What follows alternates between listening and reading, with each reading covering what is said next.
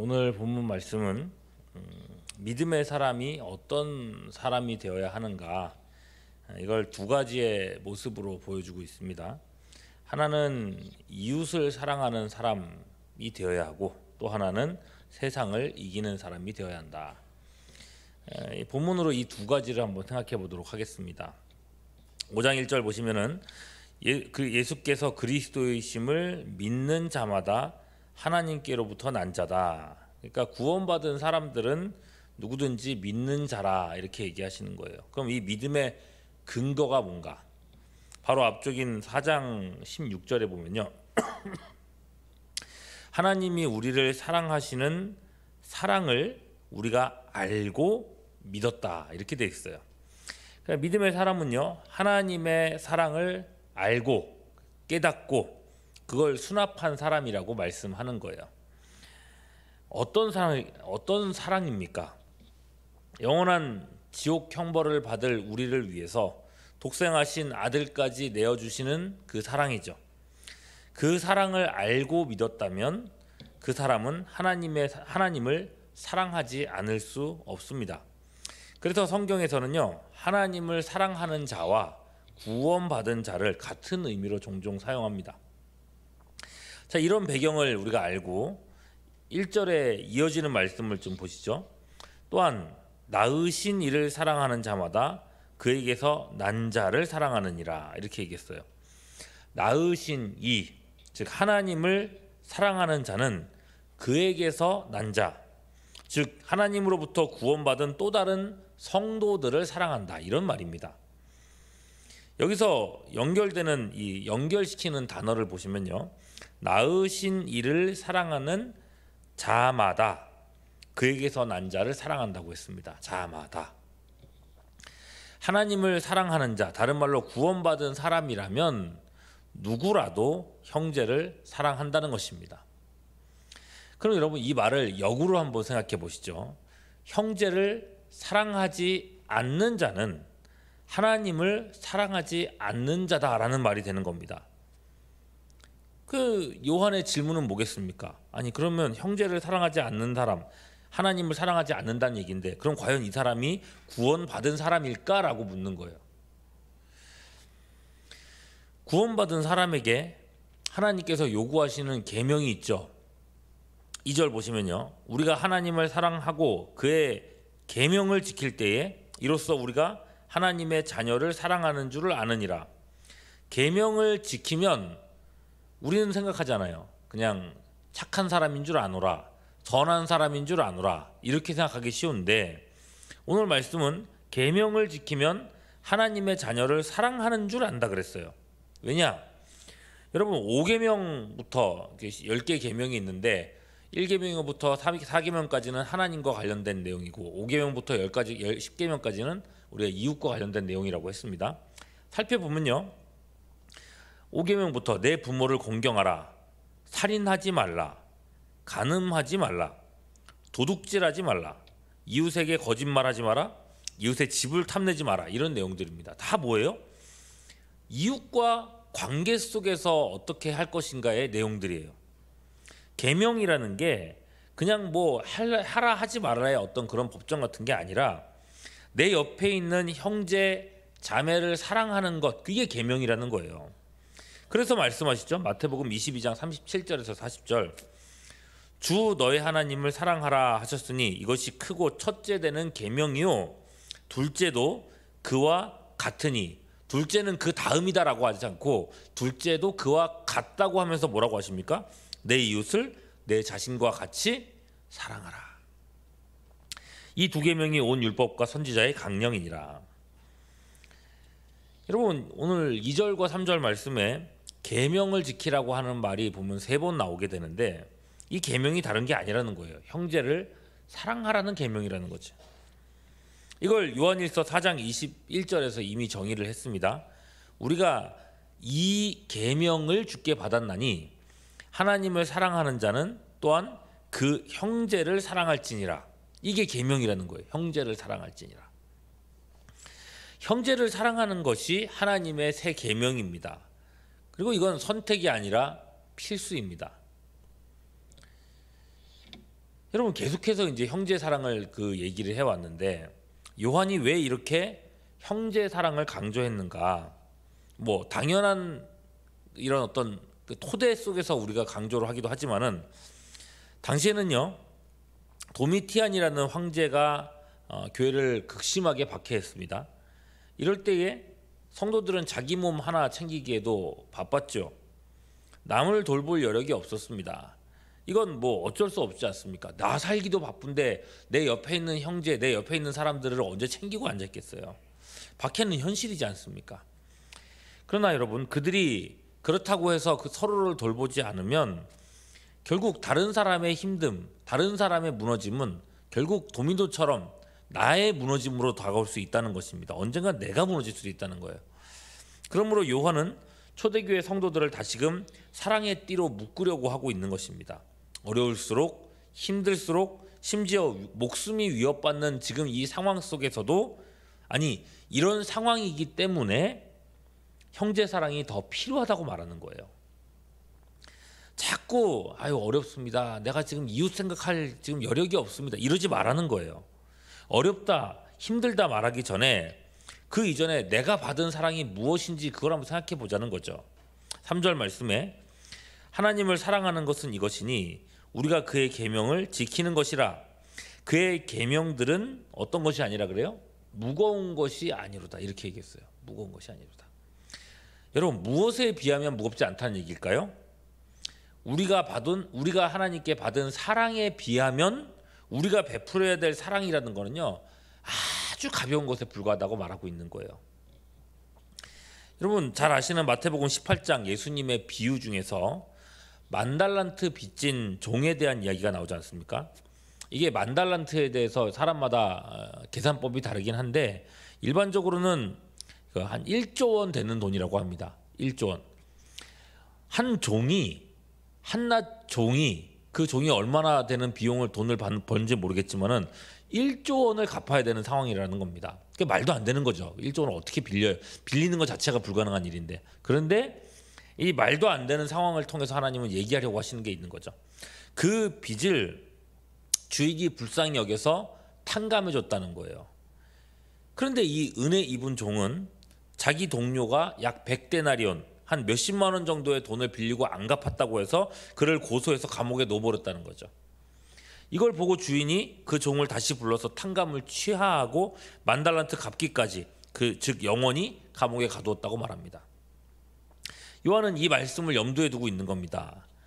목회자 입장에서요 요한도 성도들의 상황을 모르는 거 아닙니다. 자기 자신도 그런 똑같은 고난을 받고 있으니까요. 어제 우리 재산 다 나라에 뺏겼습니다. 제가 이제 재산이 없는데 언제 무슨 남을 돌보겠습니까? 저 사람이 또 나한테 한 거 보십시오. 저 사람이 나를 저렇게 신고했습니다. 사도님이라면은 저런 사람을 참으시겠습니까? 라고 얘기할 때에 사랑하지 못할 수천 가지의 이유들을 이야기할 때에 요한이요. 그러셨습니까? 얼마나 힘드십니까? 이렇게 미적지근하게 대하지 않았다는 겁니다. 형제를 사랑하라고 하는 하나님의 계명은 무겁지 않다고 얘기하고 있습니다. 무엇에 비하면요? 그리스도의 십자가 사랑에 비하면 당신이 어떤 일을 당했든지 그건 가벼운 일이라고 말하고 있어요. 형제를 사랑하라는 말씀이 그저 무겁고 버겁다는 느낌만 있다면 이는 그의 신앙 안에 그리스도의 십자가에 대한 확실한 이해, 확신이 없기 때문이라고 말하고 있는 거예요. 그렇습니다. 이것이 믿는 자가 되어야 될 첫 번째 모습입니다. 어떤 상황에도 이웃을 사랑해야 한다. 자, 이어서 두 번째 내용입니다. 두 번째 내용은요. 믿는 자는 세상을 이기는 자라라고 얘기하고 있어요. 4절부터 이어지는 말씀입니다. 이건 역시 사랑을 다룰 때와 같은 배경입니다. 성도들은 박해와 고난 앞에 노출되어 있습니다. 믿음 하나만 포기하면 무엇 하나 잃을 필요가 없는 그런 상황에 살고 있습니다. 내가 왜 이 믿음 때문에 죽어야 되는가? 이 믿음이 뭐라고 내가 평생 하고 있었던 직장을 잃어야 하는가? 사람들에게 부당한 취급을 받고 미운 것처럼 되어야 하는가? 여러분 믿음 하나만 포기하면 되는 거였어요. 믿음을 포기해야 될 어쩔 수 없는 이유들이 너무나도 많았죠. 그러나 그런 이유들에도 불구하고 끝까지 십자가를 붙드는 이것이 오늘 본문이 말하고 있는 세상을 이기는 이김이란 말입니다. 오늘날의 목회자라면 저라도 그럴 것 같습니다. 아유 그래요. 아니 이렇게 힘든데 어떻게 이렇게 믿음을 지켜나가겠습니까? 일단 지금은 박해가 너무 심하니까 지금은 박해를 일단 피하고 믿음 신앙은 나중에 믿어도 되니까 나중에 챙기세요. 아니 사람 사는 게 먼저지 내가 죽으면 믿음이 무슨 소용이에요? 이런 얘기라도 할 것 같아요. 그러나 요한은 그러지 않습니다. 딱 잘라서 얘기합니다. 5절이죠. 예수께서 하나님의 아들이심을 믿는 자가 아니면 세상을 이기는 자가 누구냐? 이 말이 여러분 이런 배경에서 읽었을 땐 참 무서운 말씀인 겁니다. 세상을 이기는 것, 끝까지 믿음을 지키는 자들이야말로 참된 믿음의 사람이라고 말하고 있는 거거든요. 우리는요 십자가 복음을 이론으로 믿는 사람이 아닙니다. 복음 설명 들어보니까 납득돼서 믿었습니다. 이런 사람도 물론 있겠습니다만 이런 사람의 믿음이란 건요 이런저런 시험에 금세 무너질 수밖에 없습니다. 여러분 우리의 믿음은 어떤 것이어야 되는가? 갈라디아서 3장 1절 보면요 예수 그리스도께서 십자가에 못 박히신 것이 너희 눈앞에 밝히 보이거든 이렇게 얘기했어요. 초대교회 사도들은요 복음을 불확실한 것으로 하나의 이론으로 구원에 대한 여러 가지 이론 중에 하나로 이렇게 여기지 않았습니다. 그들은 그리스도의 십자가를 밝히 본 사람들이고 부활하신 예수님을 만났고 그의 손에 못자국과 허리에 창자국을 직접 만져본 사람들입니다. 그야말로 그들은 복음의 산 증인들입니다. 6절 보시죠. 이는 물과 피로 임하신 이시니 곧 예수 그리스도시라. 물로만 아니라 물과 피로 임하셨고 증언하는 이는 성령이시니 성령은 진리니라. 요한이 말하는 바 물과 피는 오직 죽은 사람에게서만 쏟아진다고 합니다. 예수께서 물과 피를 쏟으신 것은 그분이 확실히 죽으셨다는 증거라는 겁니다. 어떤 이들은 예수님께서 십자가에서 잠시 기절했다고 주장합니다만 초대교회가 물과 피라고 말할 때에 이것은 예수님의 죽으심의 확실성에 대한 증거라는 거예요. 여기서 끝이 아니죠. 죽으셨던 예수님은 또 확실히 부활하셨습니다. 초대교회들은 예수님의 십자가 죽으심을 밝히 보았던 것처럼 부활하신 예수님도 밝히 보았습니다. 그래서 고린도후서 15장 4절 8절 보면 이렇게 나오죠.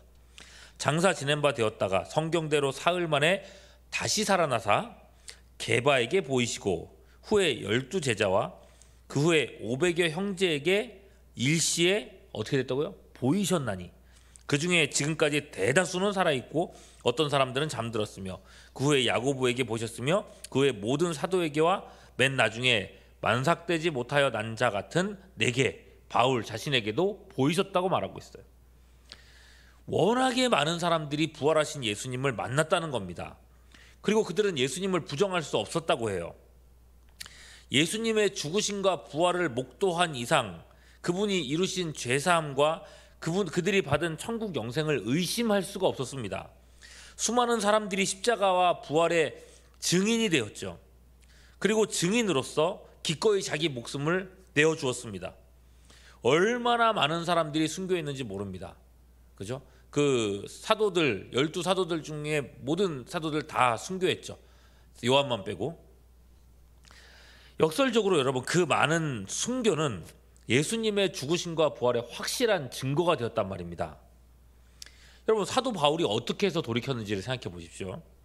스데반 집사가 복음 전하다가 순교했을 때에 바울 이전 그 사도 사울이었죠 이름이. 사울은요 그를 죽이는 가편 투표를 했습니다. 사울은 스데반의 죽음을 당연한 것으로 여겼습니다. 그런데 그 죽는 모습, 돌에 맞아서 죽는 모습을 보면서 깜짝 놀랐습니다. 너무너무 당당한 거예요. 돌에 맞으면서도 하늘을 향해서 눈을 들고 소리를 칩니다. 보라 하늘이 열리고 인자가 하나님 우편에 서신 것을 보노라 소리칩니다. 거기서 그치지 않고 오히려 돌로 치는 자신들을 위해서 기도합니다. 사도행전 7장 60절 무릎을 꿇고 크게 불러 이르되 주여 이 죄를 그들에게 돌리지 마옵소서 이 말을 하고 자니라. 이 사건 때문에 이 바울의 마음에 사울의 마음에 큰 가책이 있었던 것 같아요.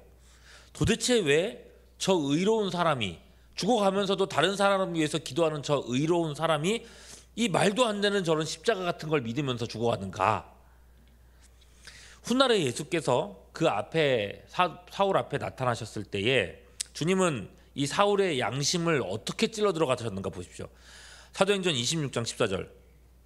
우리가 다 땅에 엎드러짐에 내가 소리를 들으니 히브리 말로 이르되 사울아 사울아 내가 어찌하여 나를 박해하느냐? 그 다음 말이 중요하죠. 가시체를 뒷발질하기가 내게 고생이라. 여러분, 바울이 떨쳐버리려고 했던 이 양심의 가책, 이걸 주님은요 가시체 뒷발질하는 것으로 표현했습니다. 여러분, 가시체를 내가 뒤로 막 차면 누구만 다쳐요? 나만 다치잖아요. 내 발만 아픈 거잖아요. 부정하려고 하면 할수록 나만 힘들어진다는 거예요. 이 말씀에 바울이 완전히 무너졌던 겁니다. 그리고 그 바울을 통해서 소아시아와 유럽에 이르기까지 복음이 폭발적으로 확장되죠. 이렇듯 초대교회 때 부활하신 예수님을 보고 믿는 자들을 통해서 이후에 보지 못하고 믿는 수많은 사람들이 일어난 거고, 보지 못하고 믿는 사람들 역시도 마치 본 듯이 십자가를 밝히 본 듯이 그분을 영접하고 그 예수님을 위해서 그들도 목숨을 내어주었습니다. 그렇게 2000년 이상의 시간 동안에 복음이 우리에게까지 전달되어 온 것입니다. 본문은요 이런 역사를 어떻게 사람의 역사가 될 수 있겠냐고 얘기하는 거예요. 이것은 성령의 역사라고 말합니다. 6절 후반절 보십시오. 증언하는 이는 누구라고요? 성령이시니 성령은 진리니라. 이걸 또다시 9절에서 확장해서 얘기합니다. 만일 우리가 사람들의 증언을 받을진대 하나님의 증거는 더욱 크도다. 하나님의 증거는 이것이니 그의 아들에 대하여 증언하신 것이니라. 그렇다면 성령께서 아들에 대하여 증언하신 이 증거는 무엇인가? 11절이죠. 또 증거는 이것이니 하나님이 우리에게 영생을 주신 것과 이 생명이 그의 아들 안에 있는 그것이니라. 여러분, 예수님의 죽으심과 부활이 확실한 만큼 그분이 우리에게 주신 영생도 확실하다고 얘기하고 있습니다. 이 확실한 구원의 믿음, 그 믿음을 가진 우리야말로 세상을 이기는 자들이 될 수 있다고 말하고 있어요. 그렇게 여러분, 믿음의 사람은 첫째로 이웃을 사랑하는 사람이요, 또한 믿음의 사람은 세상을 이기는 사람이라고 말씀하고 있는 겁니다. 여러분, 세상은 점점 살기 힘들어지고 있는 그런 모습이지만은 그렇게 하나님은 오늘날 더욱더 믿음의 사람들, 참된 믿음의 사람들을 찾고 계십니다. 우리 눈앞에도 분명히 있는 십자가의 그리스도를 바라보시면서 서로를 사랑하며 또한 세상을 이겨내는 우리 모두가 될 수 있기를 주님의 이름으로 축원합니다.